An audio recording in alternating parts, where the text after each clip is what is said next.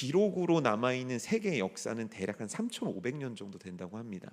그 기록된 역사 가운데서 전쟁이 기록되지 않은 횟수를 뽑아보니까 8%, 약 250년 정도 된다고 합니다. 그런데 많은 학자들이 아니라고 얘기합니다. 실제 전쟁은 인류 역사에서 한 번도 끊어진 적이 없다고 합니다. 싸움은 한 번도 끊어진 적이 없다는 거예요. 왜 그러냐 물었더니 어디선가는 싸움을 진행 중이고 어디선가는 싸움을 잠시 쉬고 있으며 어디선가는 싸움을 준비 중에 있고 어디선가는 싸움을 마음먹고 있기 때문이라고 합니다.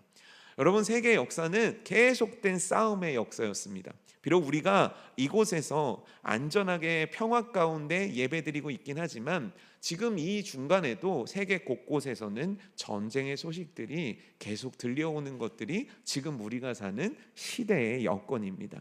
그러면 세계에서만 전쟁이 일어나고 세계에서만 싸움이 일어날까요? 아니요. 우리 가정에서도 엄청난 싸움이 일어납니다. 엄마가 자녀들하고 싸웁니다. 엄마가 아빠하고 싸웁니다. 엄마가 시어머니와 싸웁니다. 계속 엄마 얘기만 하니까 기분 나쁘죠. 엄마들은 왜 맨날 싸우기만 하는 겁니까? 그런데요, 아닙니다. 엄마만 싸우는 게 아닙니다. 아빠도 싸웁니다.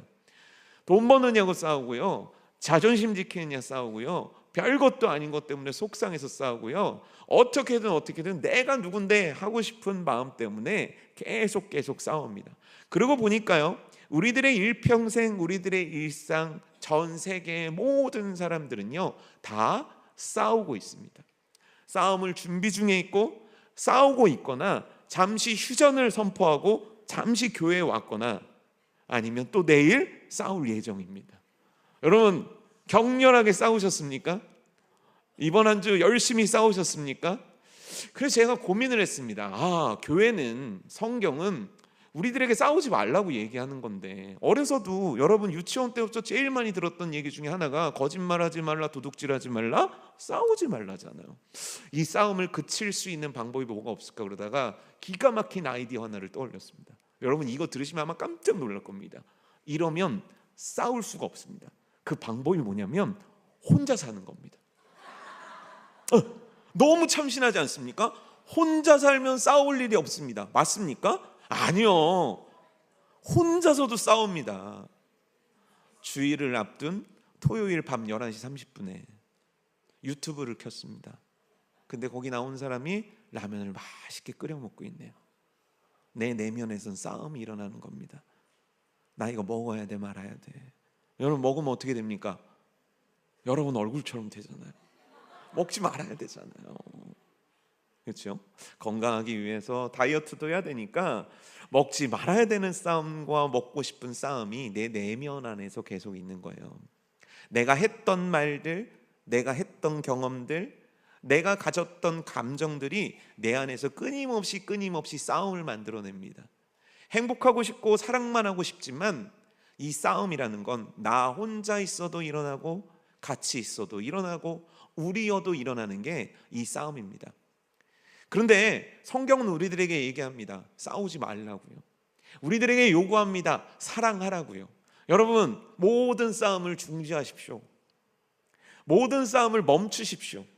그 모든 싸움들에서 굳이 이기려고도 하지 마십시오. 예수님께서 원하시는 건 샬롬이지 싸움이 아닙니다. 그런데 오늘 본문 말씀은 아이러니하게도 우리들에게 싸움을 촉구하고 있습니다. 싸우고 또 싸우라는 거예요. 언제까지요? 마침내 마지막까지 싸우고 또 싸우라는 겁니다. 그런데 놀라운 건 뭐냐면 이 싸움의 끝에, 이 싸움을 열심히 싸운 사람한테 그렇게 우리들의 싸움을 원치 않으신 하나님께서 상을 주시겠다는 거예요. 그 상이 면류관이라는 단어로 표현되어 있는 겁니다. 여러분, 이 싸움을 싸워야만 합니다. 그래야 면류관 받을 수 있습니다. 이 싸움은 무슨 싸움일까요? 바로 선한 싸움입니다. 지금 약간 유치원생들 대하듯이 말씀을 전해서 죄송합니다. 이미 본문도 읽었고 싸움 얘기 나왔을 때 오늘은 싸움 얘기 하나보다 이미 깨닫고 알고 계신 성도 여러분들께 이런 유치한 시작으로 아뢰어서 너무 죄송합니다. 하지만 여러분, 이건 유치한 말이 아니라 무거운 말들이었습니다. 왜냐하면 우리는 진짜 싸워야 될 싸움 말고 헛된 싸움에 우리들의 모든 것들을 쏟아붓고 있기 때문입니다. 내 감정들, 내 생각들, 내 물질들, 내 마음의 여유 공간 하나까지도 전부 다 쓰이는 싸움이 있는데 그건 선하지 않은 싸움이라는 겁니다. 여러분, 오늘 본문은 선한 싸움을 싸우라고 얘기합니다. 그럼 선한 싸움의 반대말은 무슨 말일까요? 악한 싸움이죠. 맞아요. 선한 싸움 아니면 악한 싸움만 있는 겁니다. 여러분들의 365일 24시간, 오늘 3월 1일까지 하나님께서 허락하신 2026년을 살아가면서 어떤 싸움에 여러분들의 모든 것들을 쏟아내셨습니까? 선한 싸움입니까? 아니면 주님이 기뻐하시지 않는 악한 싸움입니까? 여러분, 오늘 말씀은 우리들에게 거듭거듭 요구하는 겁니다. 선한 싸움을 싸우라는 겁니다. 싸우고 또 싸워야 될 것은 바로 선한 싸움이라는 겁니다. 그럼 여기서 말하는 선한 싸움, 이게 무슨 뜻일까요?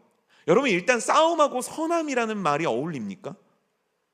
이 선하다는 말의 뜻은 뭐냐면 좋은, 아름다운 이런 뜻입니다. 굿이란 뜻이에요. 근데 여러분, 좋은 싸움이란 게 있습니까? 우리가 생각할 때 싸움은 처절합니다. 싸움은 비참합니다. 싸움은 속상합니다. 여러분, 부부싸움하면 마음이 어떠세요? 좋습니까? 그렇지 않죠. 전쟁 영화 보면 막 총칼을 들이미는 그 전쟁터가 좋습니까? 그렇지 않습니다. 악해 보이고 지저분해이고 처절해 보이는 게 우리들의 싸움의 현장의 모든 것입니다. 근데 오늘 말씀은 이 싸움을 지칭해서 선한 싸움이라고 얘기하고 있다는 거예요. 왜입니까? 이 선한 싸움의 이유는 바로 그리스도 예수의 영광을 위한 싸움이기 때문입니다. 그 목적이 선하기 때문이고 그 진행이 선하기 때문이고 그 결과가 선하기 때문입니다. 여러분, 그래서 우리들은요, 이 선한 싸움을 해야 합니다. 이 선한 싸움, 주께서 허락하신 아름답고 좋은 이 싸움을 해야 됩니다. 그럼 이 싸움이 무엇입니까? 무언가를 하지 않고 무언가를 하는 것, 죄를 짓고 죄를 짓지 않는 것, 바로 이 싸움의 영역 속에 포함된 겁니다. 거룩함을 지향하며 살아가는 것, 내가 거룩함을 위해서 더러운 것들을 멀리하고 주 뜻대로 살아가는 것, 이 싸움에 포함된 겁니다. 하지만 그것보다도 훨씬 넓은 범주가 여러분들을 기다리고 있습니다. 이 선한 싸움은 뭐냐면 내가 달려갈 길을 다 가는 겁니다. 내가 표대를 향해 달리는 겁니다. 내가 사명을 위해 사는 겁니다. 내가 소명을 위해 사는 겁니다. 내가 비전을 향해 달려가는 겁니다. 그것이 바로 선한 싸움입니다. 우리는 이 선한 싸움의 영역을 죄를 짓고 안 짓고의 문제 속에 딱 가두어둡니다. 아닙니다. 우리 전 인생을 말하는 겁니다. 우리 전 인생의 전쟁을 얘기하는 겁니다. 우리 전 인생의 목적과 방향과 가야 할 그것을 얘기하는 겁니다. 우리에게 주신 소명, 우리에게 주신 사명, 내가 태어난 이유, 이걸 선한 싸움이라고 하는 겁니다. 여러분, 근데 나의 한 주 가운데 표대를 향해 달려갔던 그 싸움은 얼마나 되는 겁니까? 내 일주일의 삶 속에서 주의 영광을 위해 몸부림쳤던 싸움의 흔적들은 과연 얼마나 있는 겁니까? 여러분, 우리들의 24시간의 시간 속에 과연 얼마까지가 주를 위한 싸움에 사용되고 있습니까? 어쩌면 99%는 나를 위해 싸우고 그것 때문에 속상해하다가 보내고 있는 시간은 아닙니까? 여러분, 기억하십시오. 우린 선한 싸움, 표대를 향한 싸움, 주님이 기뻐하시는 인생을 위해 싸우라고 부르심 받은 자들입니다. 그래서 에베소서 6장에서는 이 싸워야 될 우리들에게 바로 이런 것들을 요구하고 있습니다. 그러므로 하나님의 전신갑주를 취하라는 겁니다. 전신갑주가 뭡니까? 이런 거 물어보면 주위에 시험 듭니다. 여러분들과 저하고 싸워야 됩니다. 그래서 보여드리겠습니다. 진리의 허리띠, 의의 오신경, 평안의 복음이 준비한 신, 믿음의 방패, 구원의 투구, 성령의 검입니다. 왜 이것들을 취하라고 하는 겁니까? 그 이유를 베드로 사도는 이렇게 얘기하는 거예요. 5장 8절에 근신하라 깨어라 너희 대적 마귀가 우는 사자와 같이 두루 삼키며 삼킬 자를 찾는다는 겁니다. 여러분, 이 표현들을 하나하나 주의 깊게 계속 곱씹어야만 합니다. 사단을 뭐하고 어떤 동물에 비교하냐면 사자와 비교합니다. 그런데 우는 사자와 비교한다는 거예요. 여기서 우는이라는 건 배고픈이를 뜻합니다.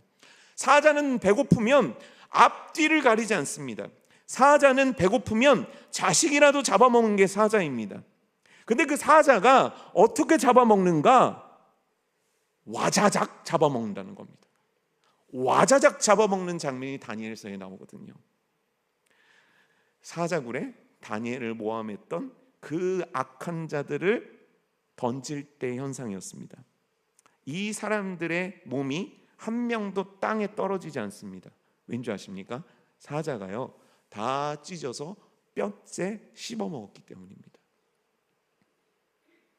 사자는 그런 동물이에요. 이 얘기는 뭐냐면 사단은 우리들을 핥히지 않아요. 우는 고양이가 사단이 아니에요. 우는 쪽제비가 사자가 아니에요. 그러면 사단은 어떻게 하냐면 우는 사자처럼 우리들의 인생을 박살낸다는 겁니다. 우리들의 인생을 파괴해버린다는 겁니다. 우리들의 인생을 끌고 지옥까지 끌고 내려가려고 몸부림친다는 겁니다. 여러분, 사단을 우습게 보지 마십시오. 우리들의 영적 전쟁 가운데 가장 강력한 대적, 나에 대해서 이미 모든 것들을 알고 있고 이미 나에 대해서 모든 것들을 파악한 사단은 우는 사자와 같이 우리들을 삼키기 위해 기다리고 있고 언제든 우리들의 인생을 파멸시키기 위해 기다리고 있으며 이 영적 전쟁에서 패배자로 만들기 위해 그의 모든 열정과 애정을 쏟아놓고 있다는 겁니다. 그래서 성경은요 우리들에게 이와 같이 얘기하는 겁니다. 전신갑주를 얘기한 바울 사도가 에베소서 6장 18절에서 한 얘기입니다. 모든 기도와 간구를 하되 항상 성령 안에서 기도하고 이를 위하여 깨어 구하기를 항상 있으며 여러 성도들을 위하여 구하라는 거예요. 우는 사자같이 덤비니까, 우는 사자가 있으니까요. 공통적입니다. 베드로 사도도 바울 사도도 이 우는 사자와 같은 사단의 강력함, 이 우는 사자와 같이 우리들의 영적 전쟁을 패배로 몰아가려는 이 상황 속에서 솔루션 하나를 제공하는 거예요. 그게 뭡니까? 깨어입니다. 깨라는 겁니다. 제발 설교 들을 때 깨십시오.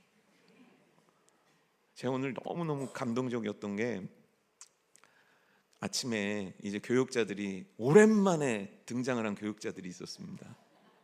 성지순례 갔다 와가지고 교육자들은 당연히 오늘 나와야 되니까 그래 잘했다 이렇게 생각하고 있는데 세상에 제가 이게 칭찬하면 또 뜨셔서 안 되는데 띄우면 안 되는데 어차피 뭐 뜰 만큼 몸무게가 무겁으시니까 아니 최창희 장로님이 일부 찬양대 쓰시는 거예요.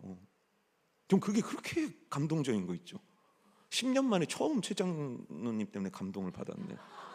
왜냐하면 지금 터키에 갔다 오신 분들은 여기가 터키인지 그리스인지 한국인지 몰라요. 지금 시차가 있으니까요. 근데 갔다 오신 분들마다 생글생글 거리는 얼굴로 이렇게 다 앉아 계시네요.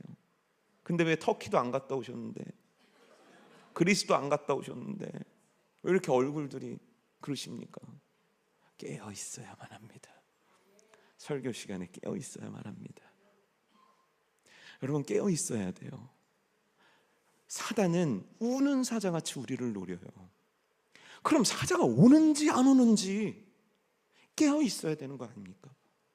이 깨어 있음을 성경은 매우 독특한 표현으로 우리에게 알려주는데 시편 130편 6절 말씀이거든요. 파수꾼이 아침을 기다림보다 내 영혼이 주를 더 기다리나니 참으로 파수꾼이 아침을 기다림보다 더하도다. 파수꾼이요. 파수꾼이 뭐하는 사람입니까? 모두가 잠든 밤입니다. 근데 그 사람은 잠들지 않습니다. 그리고 성의 가장 높은 곳에 올라서 바라봅니다. 어디서 적이 오는가? 어디서 우는 사자가 덤비는가? 어디서 사단이 오는가? 항상 깨어 있습니다. 이 말씀을 들을 때 여러분 교회 파수꾼은 목사님이죠? 아닙니다. 교회 파수꾼은 목사님이 아닙니다. 교회 파수꾼은 여러분입니다. 여러분들이 인생의 파수꾼은 여러분입니다. 누군가가 깨어있는 게 아닙니다. 내가 깨어있지 않으면 안 됩니다. 내가 깨어있지 않으면 사단에게 잡혀 먹힙니다. 내가 깨어있지 않으면 성령 충만할 수 없습니다. 내가 깨어있지 않으면 표대를 향해 갈 수 없습니다. 내가 깨어있지 않으면 하나님이 나를 이 땅에 보내신 그 고귀한 사명을 이루어내지 못합니다. 여러분들이요, 잠에서 깨십시오. 영적 잠에서 깨어나십시오. 깨어 있어야만 합니다. 누군가가 깨어 있으니까 나는 편히 자네, 아닙니다. 내가 깨어 있어야만 합니다. 깨어 있는 성도 되기를 주님의 이름으로 축복합니다. 그럼 여러분, 깨어 있다는 게 뭡니까? 잠 안 자는 겁니까? 고카페인 음료를 먹으며 버티는 겁니까? 아니에요. 깨어 있다는 건 기도하라는 겁니다. 깨어 있다라는 건 기도하라는 의미입니다. 남자 여러분들이요, 아버지 여러분들이요, 기도하고 계십니까? 다시 묻겠습니다. 아버지들이요, 기도하고 있습니까? 아버지는 뭡니까? 그냥 남편입니까? 누가 아버지로 불러주신 겁니까? 제발 그 착각에서 벗어나십시오. 제발 우리 중학교의 남자들이요, 정신을 차리십시오. 당신들은 누구냐면 하나님께서 당신의 가정 속에 가장 높은 곳에 세우신 영적 리더이자 영적 지도자입니다. 그 리더가 잠을 자고 있으면 이 가정은 누가 지킵니까? 그 리더가 기도하지 않으면 우리 가정을 누가 지킬 수 있냐는 겁니다. 아버지들이요, 깨어 기도하십시오. 왜 아멘들을 안 하세요? 기도하라고 그러는데 목사가 지금. 아버지들이요, 깨어 기도하십시오.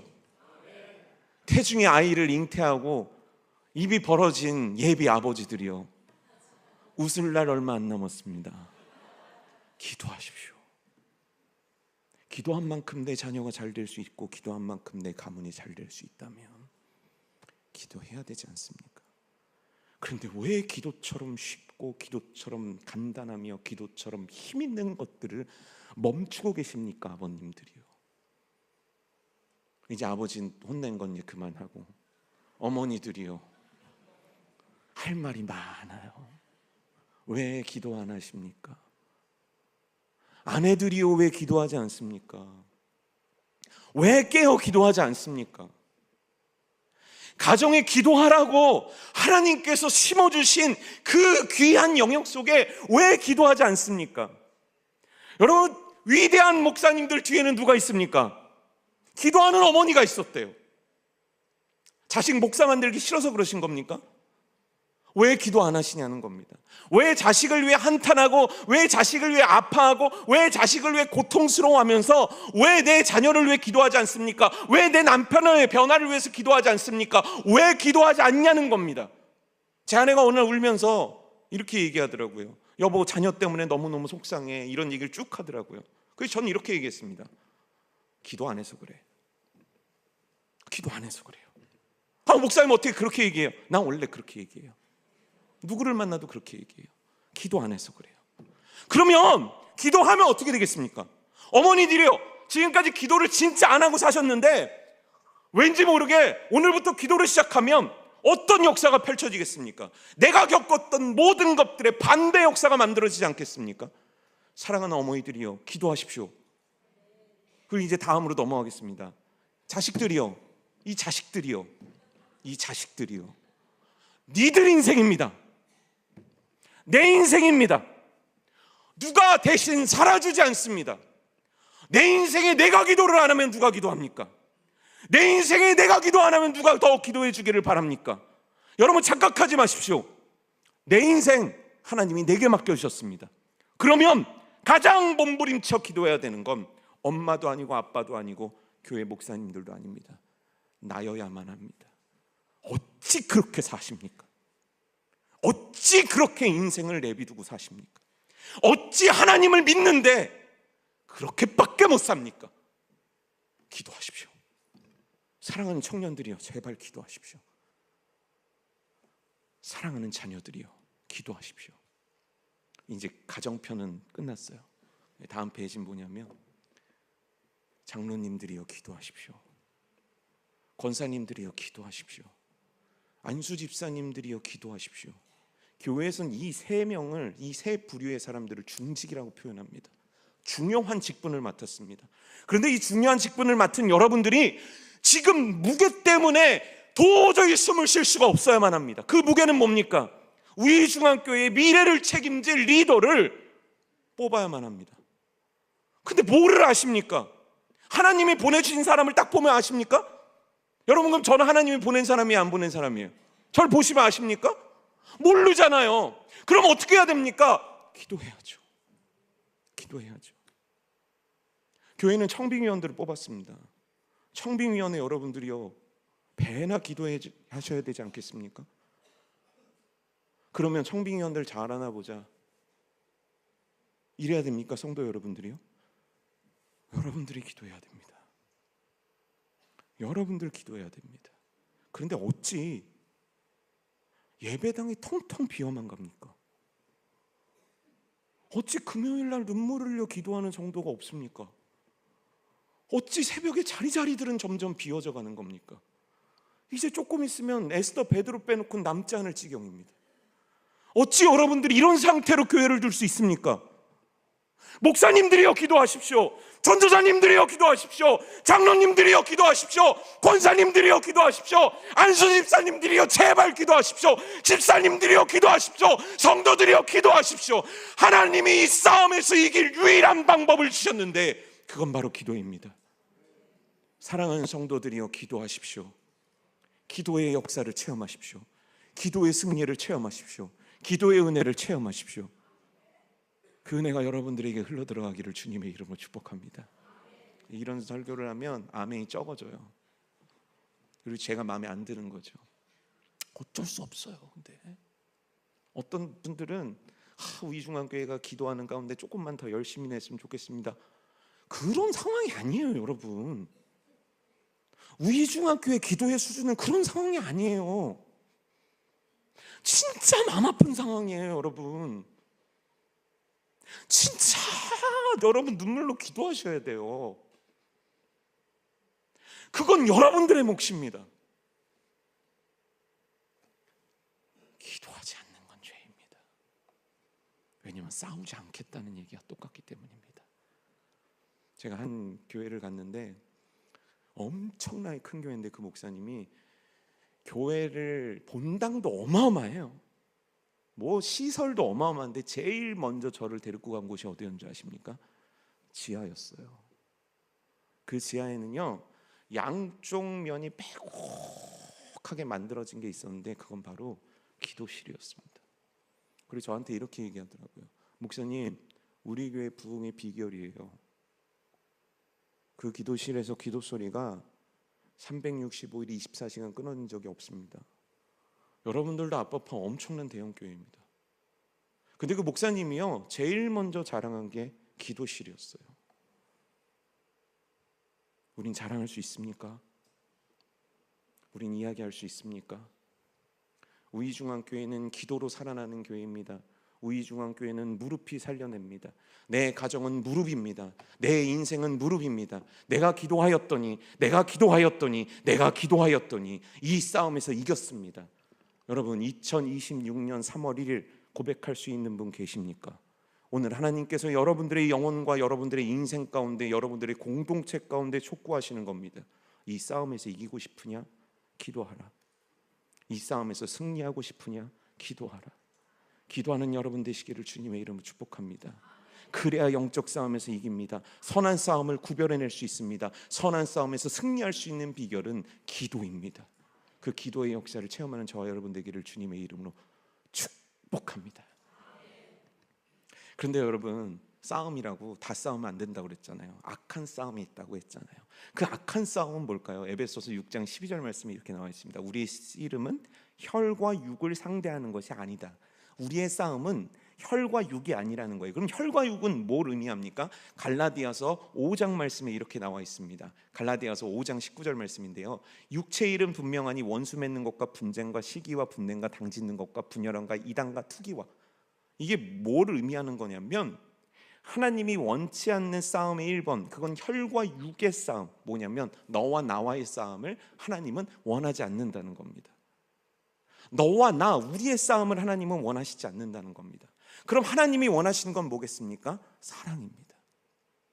제가 결혼을 했잖아요. 아시죠? 저는 부부싸움을 했을까요, 안 했을까요? 했을 것 같다. 했을 것 같다. 많이 했을 것 같다. 네. 많이 했을 것 같으세요? 저 뒤에 김준정 원사님이 그렇게 행복한 웃음으로. 원래 세상에서 제일 재밌는 게 싸움 구경이래잖아요. 전 진짜 부부싸움의 전문가입니다. 진짜 많이 싸웠어요. 어느 날 싸웠습니다. 근데요, 분이 삭히지 않는 거 있죠. 남자분들 아시죠? 그러니까 쪼잔하게 굴기 싫어서 더는 안 가지만 마음속에 분이 차올란 상태. 나만 안 해요? 그것도 어쨌건 저만 한다 치고 분이 찬 거예요. 근데 하나님의 말씀이 어떻게 되어 있냐면, 싸우면 각방 쓰라고 되어 있습니까? 같은 방 쓰라고 되어 있습니까? 같은 방을 쓰라고 되어 있는 거예요. 그래서 옆에 아내가 누웠고 제가 이렇게 누워 있었습니다. 분이 사그러들지 않아서 씩씩거리고 있는데, 여러분 더 열받는 건 난 씩씩거릴 때 옆에서 자고 있을 때 진짜 열받잖아요. 너무 잘 자는 거예요. 그래서 제가 막 분에 부르르 떨다가 새벽 벨이 울리자마자 교회로 달려갔습니다. 그날 새벽에 목사님이 무슨 말씀하는지 하나도 안 들렸습니다. 왜냐하면 저는 지금 입이 근질근질 거렸거든요. 그래서 제가 하나님께 얘기했습니다. 하나님, 어떻게 이럴 수 있습니까? 그러면서 죄송합니다. 제가 제 아내를 하나님 앞에 어떻게 지칭했냐면, 저 여자가요. 그러면서 저를 서운하게 했던 모든 것들을 쭉 얘기해 주는데, 여러분 기도에 줄이 막히셨습니까? 제가 욕을 하십시오. 흉을 보면 시간 가는 줄 모르게 기도가 쫙 나오는 거예요. 그리고 예수님의 이름으로 기도드립니다. 아멘 했는데요, 속이 그렇게 시원하더라고요. 제가 그래서 알았어요. 왜 엄마들이 아빠하고 싸우면 그렇게 전화를 하나. 전 이 전화의 신비를 그때 깨달았습니다. 그리고 집에 왔어요. 우리 여전히 냉랭합니다. 그리고 이제 출근하려고 이제 딱 버스를 타고 가고 있는데, 숙미초등학교에서 버스가 멈췄어요. 그리고 제가 이렇게 밖을 봤더니 학교에 지각한 남매가 싸우는 거예요. 거기서 남매가. 근데 그때 하나님께서 저한테 이렇게 물으시는 거예요. 정모야, 저렇게 싸우면 난 누구 편 들어야 되니? 저한테 그렇게 물으시는 것 같은 거예요. 그래서 제가 깨달았습니다. 싸우지 말아야겠다. 그럼 어떻게 해야 될까? 그래, 내가 나이로 보나 인품으로 보나 여러 가지로 오빠 아닌가? 그러니까 이 오빠가 사과해야겠다. 그리고 좋은 마음을 가지고 퇴근을 해서 아내한테 얘기했습니다. 여보, 미안해. 그리고 나서 평화가 찾아왔습니다. 그리고 나서 잠이 들었습니다. 꿈을 꿨습니다. 꿈에서 끔찍한 사고로 제 아내가 죽은 거예요. 그리고 제가 얼마나 놀랐는지 벌떡 일어나서 아내를 코에다 손을 대봤습니다. 잘 살아있더라고요. 근데 그때 하나님께서 제게 하신 말씀이에요. 아니, 사랑하라고. 언제 헤어질지 모르고 언제 죽을지 모르고 언제 이별할지 모르고 언제 떨어질지 모르니까 오늘 사랑하라고. 여러분, 하나님께서 우리 가운데 두신 건 사랑이에요. 어렵다는 거 압니다. 힘들다는 것도 압니다. 그런데 너와 내가 싸우는 건 악한 싸움입니다. 하나님은 그 가운데 사랑이라는 진리를 세우길 원하시는 거예요. 우리가 사랑하는 건 예수님이 기뻐하시는 거예요.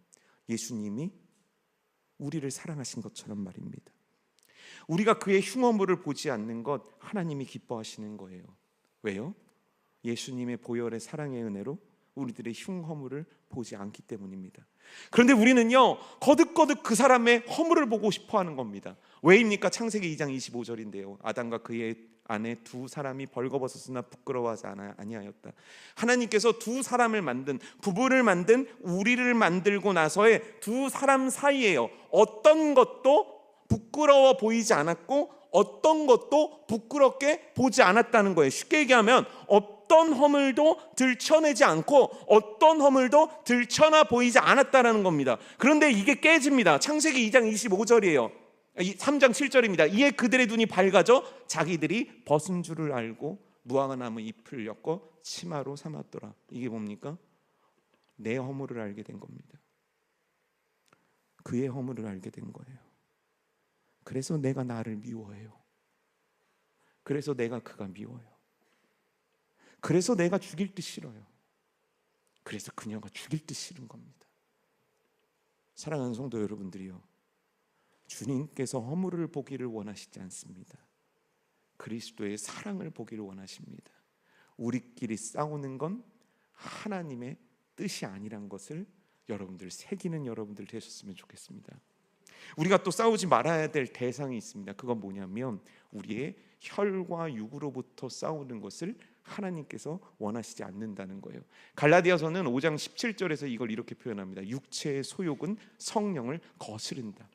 그럼 육체의 소욕은 뭡니까? 야고보서 4장 1절에는 이렇게 얘기합니다. 너희 중에 싸움이 어디로부터, 다툼이 어디로부터 나느냐? 너희 지체 중에서 싸우는 정욕으로부터 나는 것이 아니냐.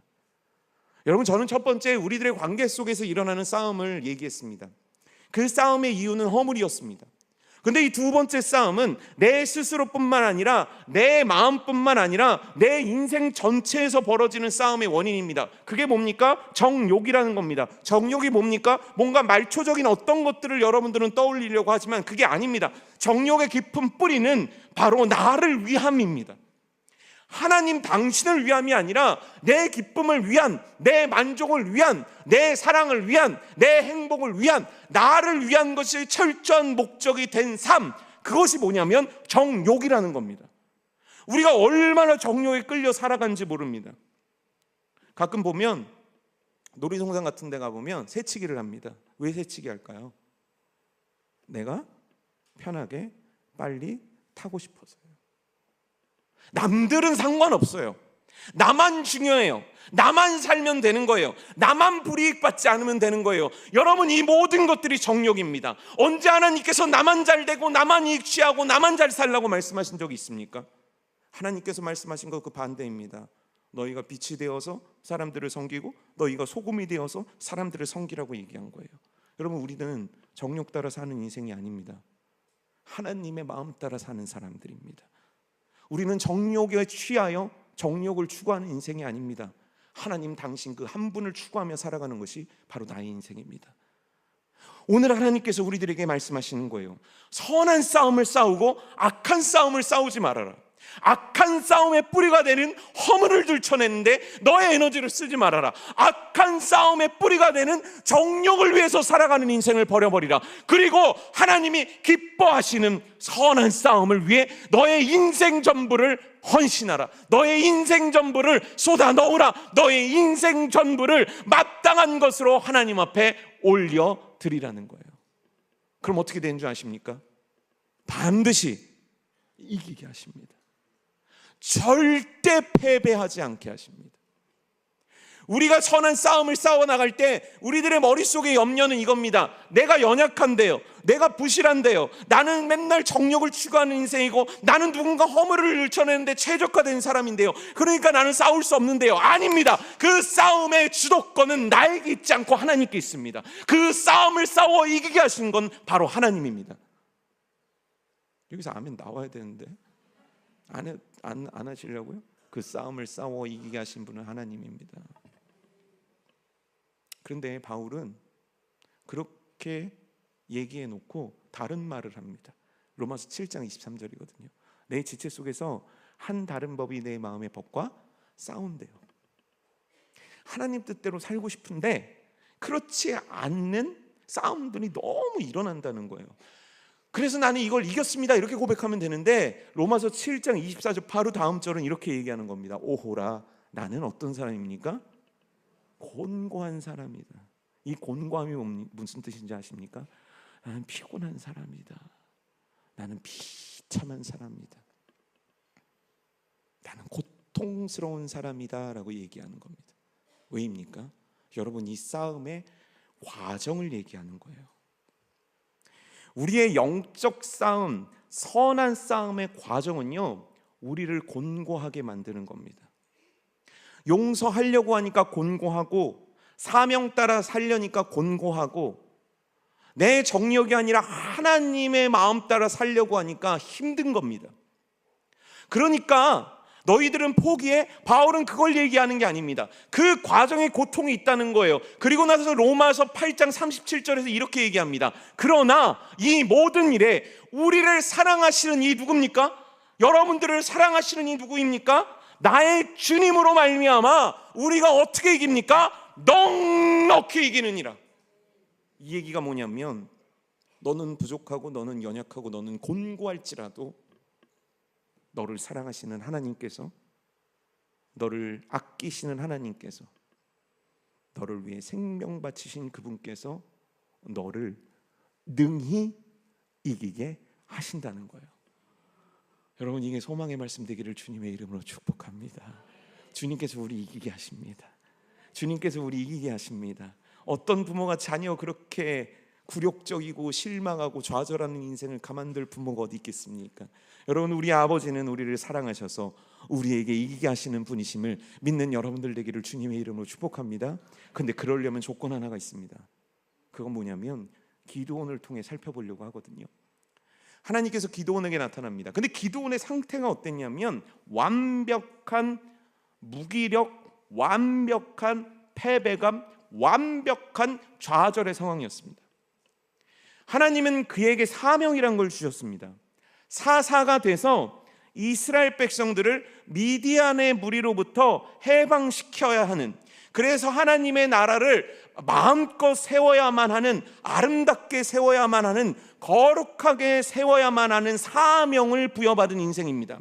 그래서 이걸 위해 싸워야 되고 이걸 위해서 그의 인생 전부를 다 쏟아내야만 합니다. 그런데 그가 발견된 곳은 어디였냐면 포도주즙 틀에서 곡식을 터는 장면이 나옵니다. 용사가 그 숨어서 곡식 몇 개로 연명하기 위해 가장 치사하고 가장 비열하고 가장 초라한 자리에 있었다는 겁니다. 하나님은 그걸 그대로 볼 수가 없는 겁니다. 너는 그런 사람이 아니야. 네가 어떤 사람인 줄 알아? 그래서 하나님께서는 여호와의 사자를 준비시켜 보내신 다음에 이렇게 얘기하십니다. 사사기 6장 12절 말씀이거든요. 여호와의 사자가 기드온에게 나타나 이르되 큰 용사여, 여호와께서 너와 함께 계시도다. 여러분, 그럼 기드온은 어떻게 해야 됩니까?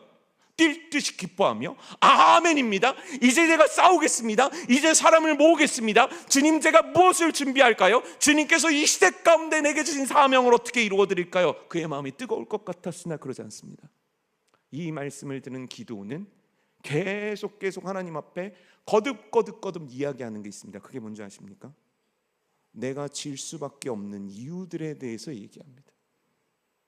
내가 왜 졌냐면요, 왜 내가 질 수밖에 없냐면요, 왜 내가 이 싸움의 가능성이 없냐면요, 내가 이 싸움에 서지 못하는 이유는 뭐냐면요, 승리의 이유가 아니라 패배의 이유만을, 패배한 자신의 이유만을, 패배한 자신의 정당성을 세우기 위한 이유만을 겹겹이 하나님 앞에 쌓아놓고 있습니다. 그럼 하나님은 어떻게 해야 됩니까? 글렀다 이놈아, 내가 다른 큰 용사를 찾아보마. 그런데요, 놀라운 건 그 다음에 하나님이 하신 말씀입니다. 사사기 6장 16절이거든요. 여호와께서 그에게 다시 이르시는 겁니다. 여호와께서 이르시되 내가 함께 하겠다고요? 아니요. 어떻게 함께 하겠다고 하는 겁니까? 반드시. 내가 너와 함께 할 건데 반드시 함께 하리라. 그리고 어떻게 합니까? 미디안 사람 한 사람을 치듯 하리라.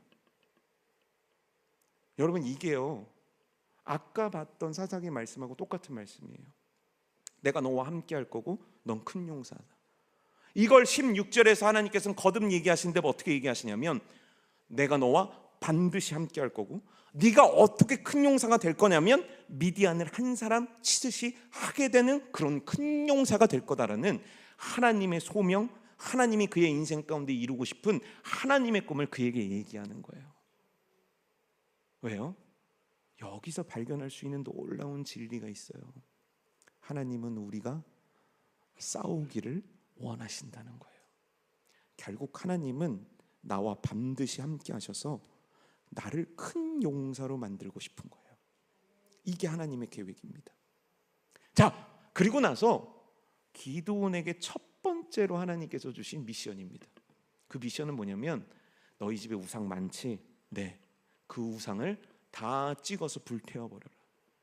너희 집에 우상 많으니까 그거 다 불태워야 된다. 기도원 아멘 했습니다. 그리고 어떻게 했습니까? 사사기 6장 27절이거든요.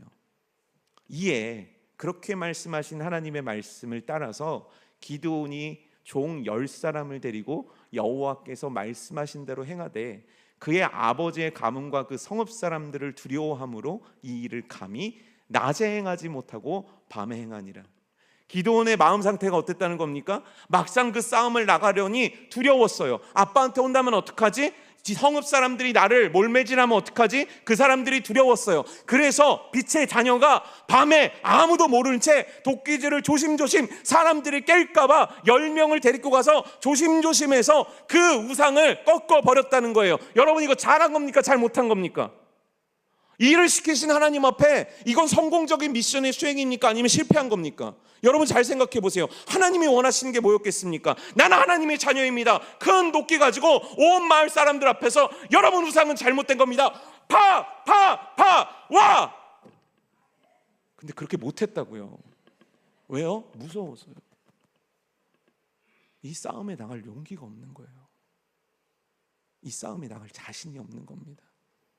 그래서 어쩌면 치사한 방법으로 밤에 몰래 숨어서 한 거예요.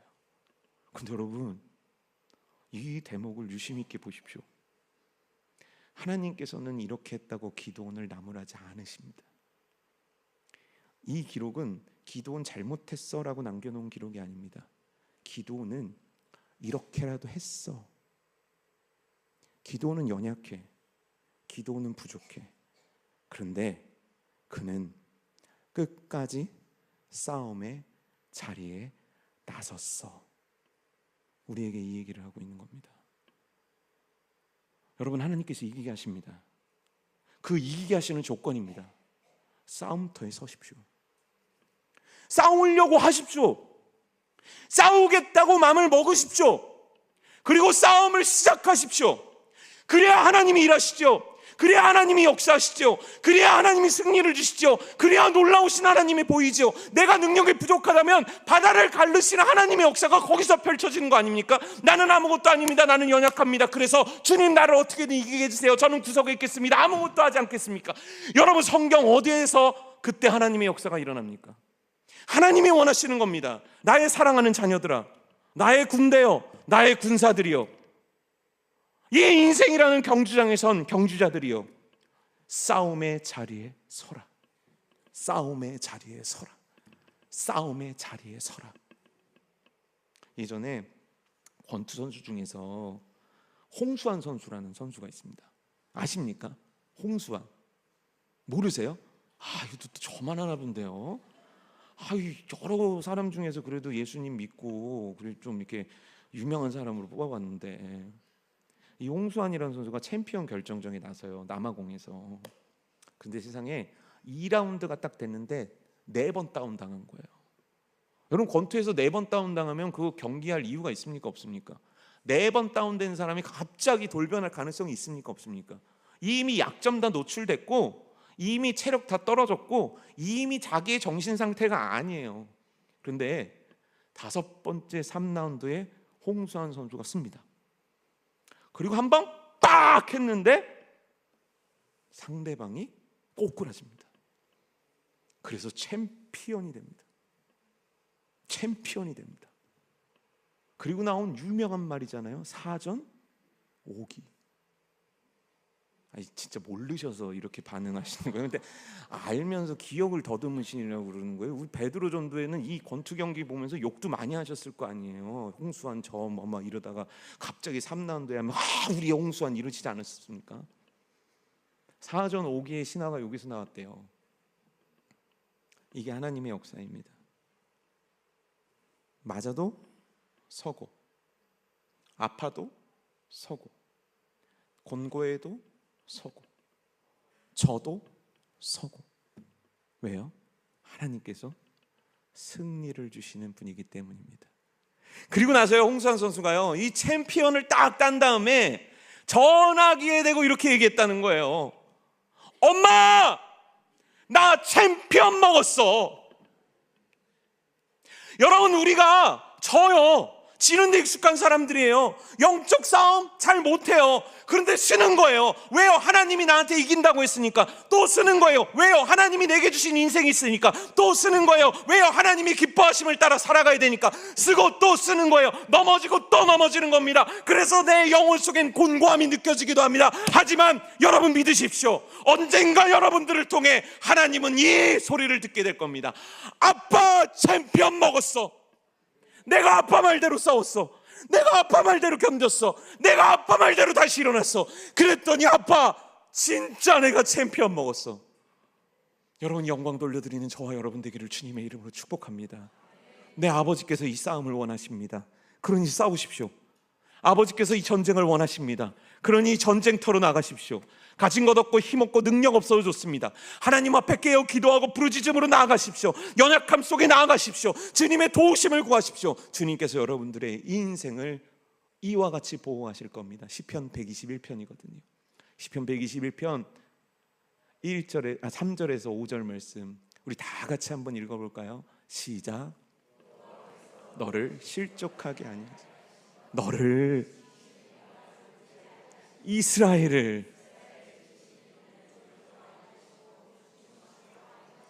우리 다 같이 큰 소리를 읽어봅시다.